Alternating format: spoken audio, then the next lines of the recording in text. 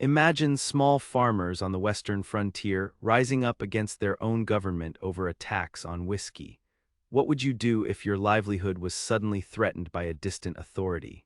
In the years following the American Revolution, the young United States was drowning in debt. Alexander Hamilton, Secretary of the Treasury, proposed a tax on distilled spirits in 1791 to help pay it off. But this so-called Whiskey Act was met with fierce opposition, especially from the frontier farmers who relied on whiskey as currency. Why did these farmers see the tax as an attack on their freedom? Whiskey was more than a drink, it was a vital economic tool for transporting and trading goods where roads were few and markets scarce. Could anyone have imagined the tension that would follow? Protests began peacefully but soon turned violent. Tax collectors were threatened and attacked. One federal agent, John Neville, even faced an armed mob at his home, yet the real shock was yet to come.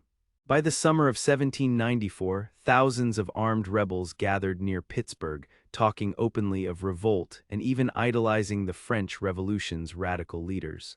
How could a tax spark such fierce rebellion? Who truly benefited from this clash?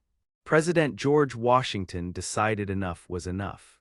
He raised a militia of nearly 13,000 men, the largest army assembled since the Revolution, to march into western Pennsylvania. In a remarkable moment, Washington himself took command of the troops, the only time a sitting president has done so.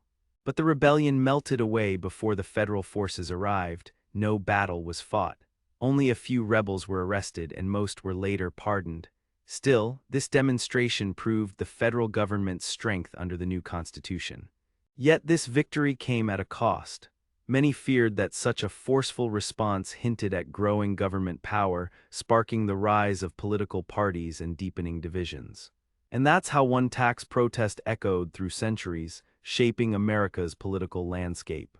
Enjoyed the video? Give it a thumbs up and don't forget to subscribe to the channel for more. See you in the next one.